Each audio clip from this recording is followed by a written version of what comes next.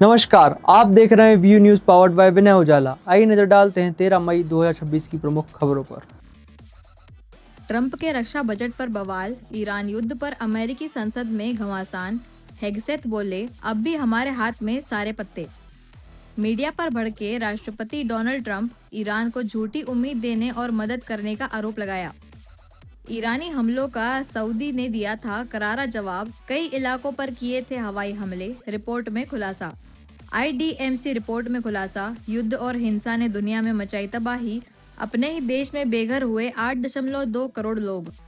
Missile परीक्षण पर बोले पुतिन, ये दुनिया में सबसे ताकतवर परमाणु आधुनिकीकरण की कोशिश तेज।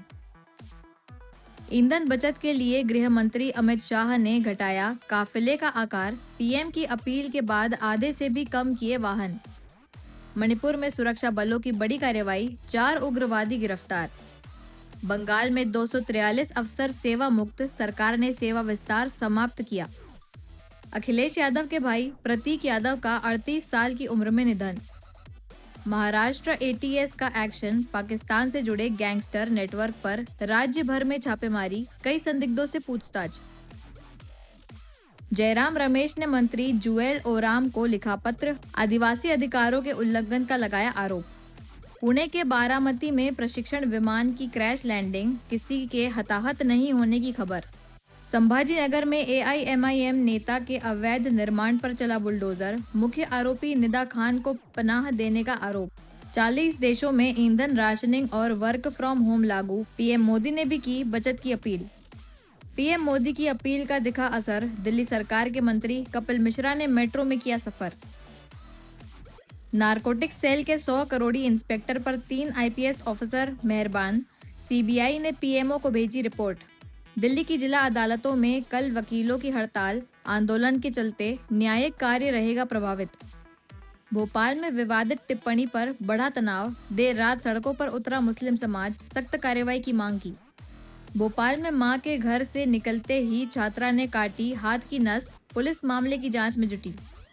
राजा रघुवंशी मामले में सोनम की जमानत पर सुनवाई, पुलिस ने की जमानत निरस्त करने की मांग। मुख्यमंत्री डॉक्टर मोहन यादव ने भोपाल के समत भवन में इंडो फ्रांस इन्वेस्टमेंट कॉन्क्लेव 2026 के प्रतिनिधियों और फ्रांस के राजदूत से मुलाकात की। बैठक में निवेश, उद्योग और मध्य प्रदेश में वैश्विक साझेदारी बढ़ाने पर चर्चा हुई। मुख्यमंत्री डॉक्टर मोहन यादव ने भोपाल स्थित समत्व भवन में इंडो फ्रेंच इन्वेस्टमेंट कॉन्क्लेव 2026 के प्रतिनिधि मंडल और फ्रांस के राजदूत से मुलाकात की। इस दौरान मध्य प्रदेश में निवेश, उद्योग और वैश्विक साझेदारी की संभावनाओं पर चर्चा हुई। मुख्यमंत्री ने कहा कि प्रदेश उद्योग हितैषी नीतियों, बेहतर कनेक्टिविटी, समृद्ध पर्यटन और अनुकूल वातावरण के कारण निवेश का प्रमुख केंद्र बन रहा है। उन्होंने कहा कि राज्य सरकार औद्योगिक विकास और निवेश बढ़ाने के लिए लगातार प्रयास कर रही है। अपने साथ इस सभागार में आप सबका स्वागत करता हूँ। जहाँ तक मैं आप सबकी भावना समझ रहा हूँ, हम सब आज बदलते दौर में यशस्वी प्रधानमंत्री के नेतृत्व में भारत और भारत के साथ फ्रांस के विस्फोटी और प्रगाढ़ता के लिए यहाँ बैठे। और ये भी बात सही कि अतीत के कालक्रम में देखें तो अटल बिहारी वाजपेयी जी के ज़माने से भी हमने उस दौर को देखा है जब 98 में कई सारे बड़े बड़े देशों ने हम पे प्रतिबंध लगाया, लेकिन फ्रांस वो देश था जिसने आगे बढ़ कर के हमारी नीति का समर्थन किया और वो गौरवान्वित किया कि हाँ, परमाणु व्यवस्था में हम अपने आप देश की नीतियों के साथ देश के गहरे संबंध तैयार रखता है। उसमें सुनने पर सुहागा तब हो जाता है जब यूरोपियन यूनियन के साथ हमने फ्री ट्रेड करने का आनंद लिया। ये दौर वो दौर है जिस दौर के भविष्य में बहुत सारी संभावना क्या आगे बढ़ेगी।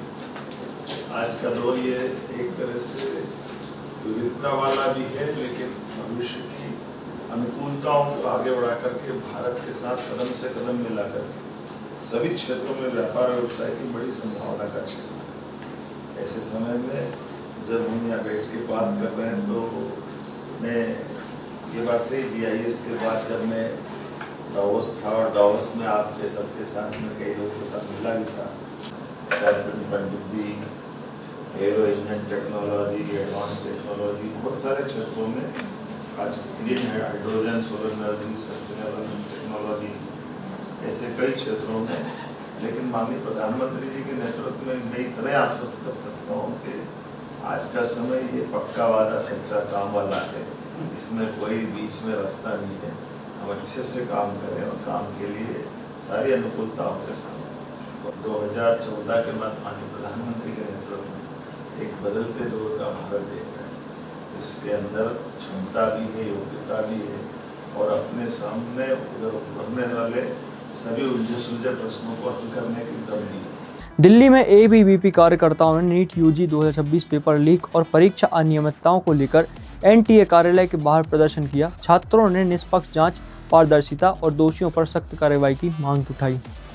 दिल्ली में एबीवीपी कार्यकर्ताओं ने नेशनल टेस्टिंग एजेंसी यानी एनटीए कार्यालय के बाहर नीट यूजी 2026 पेपर लीक और परीक्षा अनियमितताओं को लेकर प्रदर्शन किया।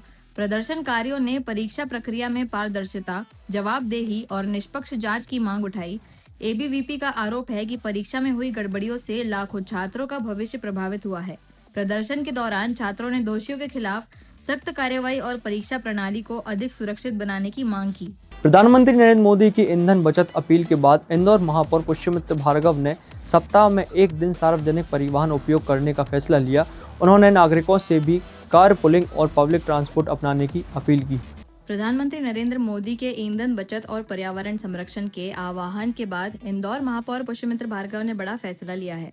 महापौर ने घोषणा की कि वे सप्ताह में कम से कम एक दिन निजी या सरकारी वाहन की जगह सार्वजनिक परिवहन का उपयोग करेंगे। उन्होंने नागरिकों से भी कार पूलिंग अपनाने और सप्ताह में एक दिन पब्लिक ट्रांसपोर्ट इस्तेमाल करने की अपील की। महापौर ने कहा कि इंदौर पिछले 3 वर्षों से नो कार डे के जरिए पर्यावरण संरक्षण का संदेश देता आ रहा है। देश के यशस्वी प्रधानमंत्री श्री नरेंद्र मोदी जी ने वर्तमान परिस्थितियों और भविष्य की चिंता करते हुए देश की जनता से ईवी के प्रयोग का, पब्लिक ट्रांसपोर्ट के प्रयोग का और डीजल पेट्रोल की कम खपत का आह्वान किया है। हमें खुशी है इस बात की कि इंदौर, जिसको देश के प्रधानमंत्री जी ने एक दौर कहा है, एक बार फिर इस बात को सिद्ध करता है कि पिछले 3 सालों से लगातार ये शहर पूरे देश को नो कार डे के माध्यम से इसी तरह का संदेश देते आया है। और प्रधानमंत्री जी की इस अपील पर मैं आप सब से, विशेषकर इंदौर वासियों से आग्रह करता हूं कि हम सब यथासंभव कार पूलिंग करें, हफ्ते में कम से कम एक दिन नो कार डे मनाएं और संभव हो तो पब्लिक ट्रांसपोर्ट का भी अधिक से अधिक प्रयोग करें। मैं भी हफ्ते में एक दिन पब्लिक ट्रांसपोर्ट का प्रयोग करूंगा और प्रयास करके नो कार डे को भी हफ्ते में एक दिन फॉलो करूंगा। भोपाल के पुराने शहर में धार्मिक भावनाएं आहत होने के आरोप के बाद तनाव फैल गया। विरोध प्रदर्शन के दौरान पथराव हुआ, जिसके बाद पुलिस ने आंसू गैस छोड़ी और क्षेत्र में धारा 144 लागू कर दी। भोपाल में धार्मिक भावनाएं आहत होने के आरोप के बाद पुराने शहर में तनाव की स्थिति बन गई। मामला गौतम नगर इलाके के एक होटल से जुड़ा है, जहां हिंदू संगठन के कुछ कार्यकर्ताओं द्वारा एक युवक के साथ मारपीट किए जाने का आरोप है। घटना के विरोध में मुस्लिम समाज के लोग काजियात में एकत्र हुए और आरोपियों की गिरफ्तारी की मांग की। देर रात मोती मस्जिद और इमामी गेट क्षेत्र में भीड़ जमा हो गई, जहां पुलिस पर पथराव भी हुआ। हालात नियंत्रित करने के लिए पुलिस ने आंसू गैस के गोले छोड़े और पुराने शहर में धारा 144 लागू कर दी। पुलिस का कहना है कि स्थिति फिलहाल नियंत्रण में है और अतिरिक्त बल तैनात किया गया है। कार्रवाई सख्त से सख्त होगी। आप लोग अपने घरों की ओर जाइए। शहर में शांति व्यवस्था कायम करिए। आप लोग अपने हाथ में कानून मत लीजिए, हमारे साथ में रहिए। इंशाअल्लाह हम सब मिलकर कड़क से कड़क कार्रवाई करेंगे। भोपाल में कांग्रेस प्रदेश अध्यक्ष जीतू पटवारी ने नीट पेपर लीक मामले को लेकर भाजपा और आरएसएस पर आरोप लगाए। उन्होंने कहा कि छात्रों का भविष्य प्रभावित हुआ है और कांग्रेस इस मुद्दे पर बड़ी आंदोलन करेगी। भोपाल में कांग्रेस प्रदेश अध्यक्ष जीतू पटवारी ने प्रेस कॉन्फ्रेंस में नीट पेपर लीक मामले को लेकर भाजपा और आरएसएस पर गंभीर आरोप लगाए। उन्होंने कहा कि देश भर में लाखों छात्रों का भविष्य प्रभावित हुआ है और पेपर लीक मामलों में भाजपा से जुड़े लोगों के नाम सामने आते रहे हैं। पटवारी ने कहा कि कांग्रेस 16 तारीख को शिक्षा और रोजगार के मुद्दे पर बड़ी प्रदेश स्तरीय कॉन्फ्रेंस करेगी। वहीं केन बेतवा परियोजना को लेकर भी उन्होंने सरकार पर आदिवासियों और किसानों की अनदेखी का आरोप लगाया। और उन अभिभावकों को भी निवेदन करना चाहते हैं कि देखो, आप सोचो 24 लाख अभिभावक, आपके बच्चों ने जिस तरीके की तैयारी की, उसको नरेंद्र मोदी के शासन ने उनके भविष्य के साथ क्या किया, खिलवाड़ कितना बड़ा किया, कितना बड़ा अन्याय किया। इस अपराध की सजा क्या होनी चाहिए, ये निर्णय अभिभावकों को भी लेना है। जैसा मैंने कहा कि नीट की एग्जाम एक अपनी जगह है, इस पे कांग्रेस पार्टी और मध्य प्रदेश में भी जो बेरोजगारी का आलम है, जो यहाँ की पीएससी की एग्जाम्स नहीं हो रही, उसके लिए परेशानियां हैं, इसको लेकर 16 तारीख को हम और बड़ी प्रेस कॉन्फ्रेंस करेंगे और हमारी पूरी व्यूह रचना, कांग्रेस पार्टी की आने वाली रणनीति, कांग्रेस पार्टी के आने वाले प्रयास युवाओं के लिए, इस एग्जाम्स के लिए, रोजगार के लिए, एजुकेशन के लिए, और एजुकेशन में क्वालिटी एजुकेशन और सस्ते एजुकेशन में केवल आरोप प्रत्यारोप के परिधि में इस बात को नहीं लाया जाएगा। सॉल्यूशन, समाधान की ओर पार्टी सरकार को सजेस्ट करेगी। उसके लिए हमने एक बहुत बड़ी कमेटी बनाई है जो 16 तारीख को इंट्रोड्यूस भी करेंगे और आगे बात भी करेंगे। मैं 3 दिन से मैं बुंदेलखंड के दौरे पे हूँ। बुंदेलखंड के दौरे का दृश्य, सिर्फ एक बांदगी में 3 से 4 जगह अलग अलग परियोजनाओं में गया हूँ। मैं एक परियोजना का पूरा डेटा आप लोगों के सामने रखना चाहता हूँ। ऐसे ही खास खबरों के लिए बने रहिए हमारे साथ बीओ न्यूज़ पर, पावर्ड बाय विनय उजाला।